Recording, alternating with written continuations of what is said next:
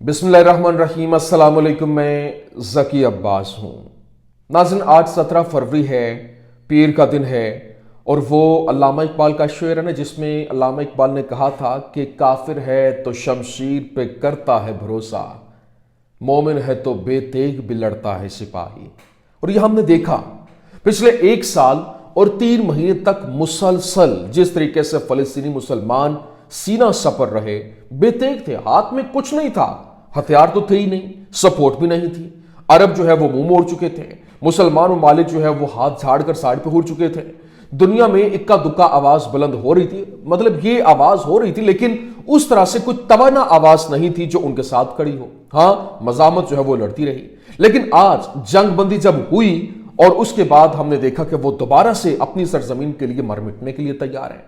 और यहां तक कि नेतन्याहू और ट्रंप की जानिब से धमकियां दी गई कि इस जमीन को खाली कर दो, मिस्र और उर्दन में मुंतकिल कर दिए गए, कर देने का प्लान जो है वो सामने, लेकिन वो भी प्लान लेने से इनकारी थे। उन्होंने कहा हम यहां पे जिएंगे, यहीं पे मरेंगे।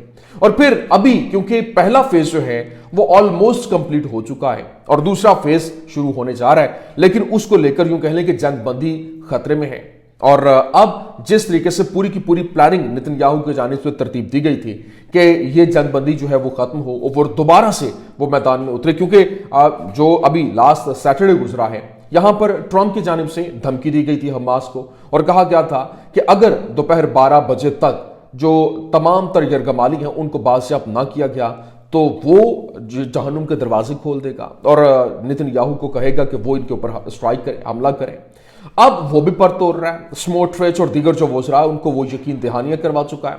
लेकिन अब जनाबे वाला, जब पहला फेज मुकम्मल होने को है, दूसरा फेज जो है उसके लिए डंडियां मारी जा रही हैं और इजरायली मीडिया, इजरायली गवर्नमेंट गुम की सिचुएशन में है कि आया दूसरा फेज होना चाहिए या नहीं होना चाहिए। लेकिन यहां पर जो फलस्तीनी मज़ाहमत है उसकी जानिब से बड़ी जबरदस्त किस्म की गेम की गई है और उन्होंने कारी वार लगाया और इनकी सारी की सारी जो प्लानिंग थी वो तबरदूस कर दी है। और यहां पर चीन जो है वो यूं कह लें कि उसने मरकजी किरदार अदा किया है, उसकी दबंग एंट्री हुई है और जो इजरायली वज़रा है वो अपने ही गवर्नमेंट के खिलाफ हो गए और नेतन्याहू के खिलाफ खड़े हो गए। बाकायदा तौर पर पहले भी थ्रेटन किया जा रहा था कि अगर तुमने जंग जो है वो शुरू ना की और हमास का खात्मा नहीं किया तो तुम्हारी हुकूमत गिरा दी जाएगी। तो ये क्या मामला है, किस तरीके से एक तीर के साथ दो शिकार हुए और पूरी की पूरी लड़ाई जो है वो मजीद यूं कह लें कि इनके अंदर ही सरायत करती हुई दिखाई दे रही है। ये भी बड़ी अहम स्टोरी है, ये भी आपके सामने रखना है। और फिर जिस तरह से इस वक्त लेबनान के ऊपर बमबारी की गई, बैका के इलाकों में 2 जो इनके टाउन्स थे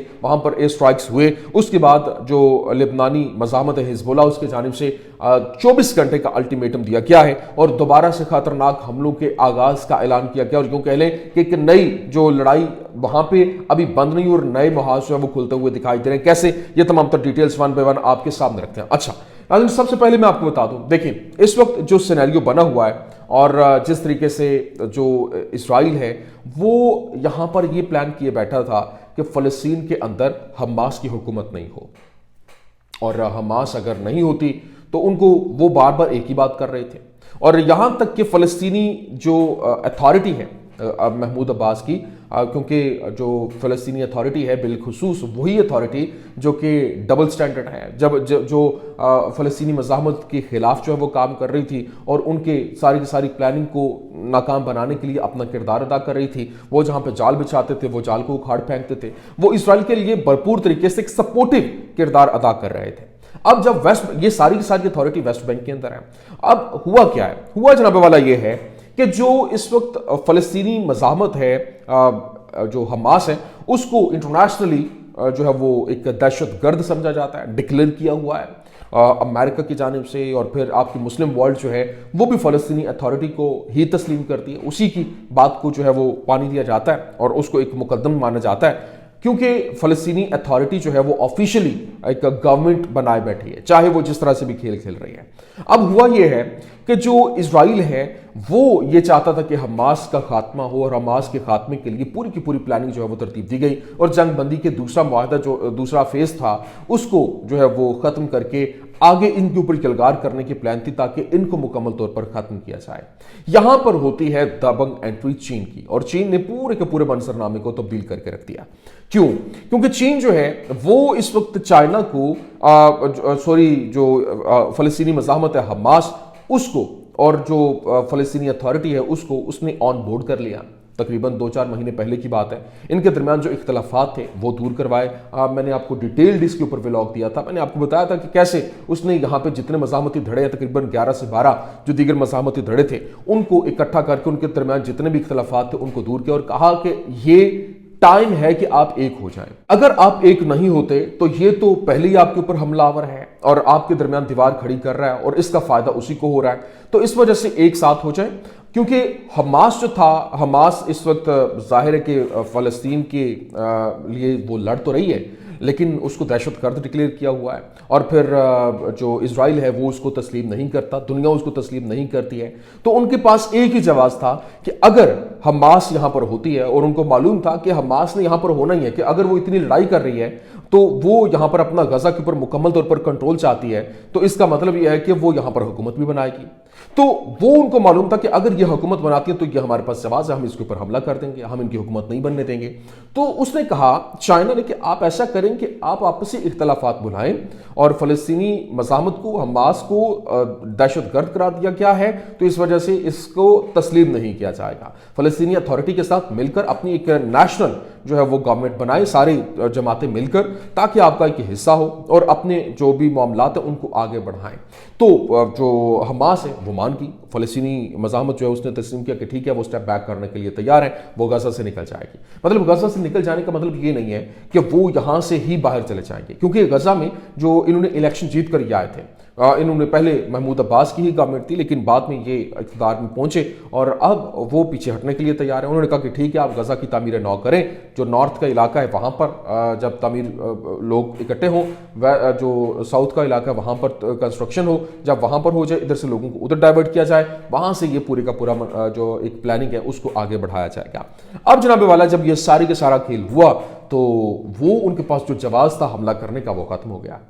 اب وہ کیونکہ دنیا جو ہے وہ ماننے کے لیے تیار نہیں ہے، یورپ اس وقت اسرائیل کے ساتھ نہیں ہے، امریکہ ایک واحد جو کنٹری ہے جو اس وقت اسرائیل کے ساتھ کھڑا ہے، اور وہ بھی جو ڈونلڈ ٹرمپ ہے اس کا کچھ پتہ نہیں ہوتا کہ صبح کی سٹیٹمنٹ کچھ اور ہوتی ہے، شام کی کچھ اور ہو جائے. تو اس وجہ سے ان کے لیے مزید مشکلات یہاں پر بڑھتی ہوئی دکھائی دے رہی ہیں. لیکن اس وقت جو اسرائیلی وزراء ہے، جس میں سموٹرچ ہے، جس میں دیگر جو وزراء جن کو یقین دہانیاں کروائی گئی تھی کہ ہاں وہ حملہ کرے گا، اور جو اس وقت جو میٹنگ ہوگی اس میں فائدہ جو ہے وہ کیا ہوگا، فائدہ جو اسرائیل کو ہوگا، اور جو یہ سیکنڈ فیز ہے وہ کنٹینیوس نہیں ہوگا، وہ اس کو نہیں جو ہے وہ پرسو کیا جائے گا. اب اسی کو لے کر جو سینیریو ہے وہ بدل گیا ہے، کیونکہ وہ جو گیم کی گئی، ایک کاروار کیا گیا ہے، اس نے پورے کے پورے منظرنامے کو تبدیل کر دیا اور دوسرا فیز ہوگا. اب اسی کے لیے انہوں نے اپنی جو ایک کیبنٹ کی جو میٹنگ تشکیل بلائی تھی اس میں کابینہ کے اندر سے جو ٹیم تشکیل دی، اور ٹیم تشکیل دینے کے بعد وہ آگے پرسو کریں گے اور سیکنڈ فیز کے لیے آگے بڑھا جائے گا. تو یہ ایک پورے کا پورا منظرنامہ بڑی تیزی کے ساتھ یہاں پر تبدیل ہوا، اور فلسطینی مزاحمت کے اس فیصلے کے بعد جو ان کے وزراء ہیں وہ حکومت کے خلاف ہو گئے کہ حماس کا خاتمہ ضروری ہے، کیونکہ اگر حماس ہوتی ہے تو پھر اسرائیل جو ہے اس کے لیے ایک شدید جھٹکا ہے اور وہ کسی ٹائم پہ بھی سر اٹھا سکتے ہیں، اور اس وجہ سے ان کا سر کچلنا بہت ضروری ہے. تو یہ ایک منظرنامہ تھا جو میں نے کہا میں آپ کے سامنے رکھ دوں. لیکن دوسری جانب جو اس وقت سینیریو ہے وہ بہت تیزی کے ساتھ بدل رہا ہے، اور اس وقت جو CNN ہے اس نے رپورٹ کیا کہ اسرائیل جو ہے وہ اس وقت بہانہ تلاش کر رہا ہے کہ کسی طریقے سے وہ ایران کے اوپر حملہ کرے. اب یہ CNN کی خبر دیکھیے، CNN on US intelligence report, Israel still seeking to achieve the goal of regime change in Iran. مطلب جو ایران کے اندر رجیم چینج ہے اس کے لیے وہ کوششیں کر رہے ہیں. پہلے تو وہ نیوکلیر پروگرام کے اوپر حملے کی باتیں ہو رہی تھیں، لیکن اب وہ ان کے اندر رجیم چینج کرنے کی بات کر رہے ہیں، جو یہ اسلامک رجیم ہے جس کو یہ چینج کرنے کی بات کر رہے ہیں. کیونکہ پہلے جس طرح سے ایک سیریا کے اندر ہوا اور وہاں پر پورے کا پورا ایک سیٹ اپ تبدیل ہوا، اور وہ حالانکہ اس وقت دیکھا جائے تو دیگر جو شامی جو کمیونٹی ہے وہ بڑی خوش ہے، لیکن دوسری جانب اس کا کریڈٹ کون لے رہا ہے؟ اسرائیل لے رہا ہے. اور عجیب بات ہے کہ کریڈٹ بھی لیتا ہے، وہاں پر حملے بھی کر کے ان کی جتنے بھی جو آلات تھے، ہتھیار تھے، ان کو اس نے ہٹ کیا، ان کو اس نے ناکارہ بنا دیا.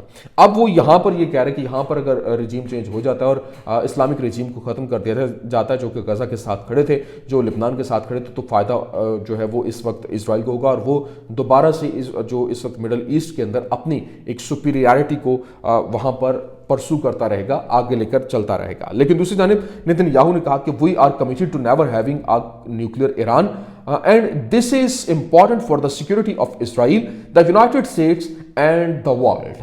مطلب وہ یہ کہہ رہے کہ ہم ایران کو کسی طور پر بھی نیوکلیئر جو ہے وہ نہیں رکھنے دیں گے، اور ہاں وہ یہ کہہ رہا ہے کہ اس وقت یہ اسرائیل کی سیکیورٹی کے لیے بہت زیادہ ضروری ہے، اور یونائٹڈ اسٹیٹس جو ہے وہ بھی یہی چاہتا ہے، اور یہ دنیا کی سیکیورٹی بھی اسی میں ہے. لیکن اسرائیلی ڈیفنس منسٹر نے کیا کہا؟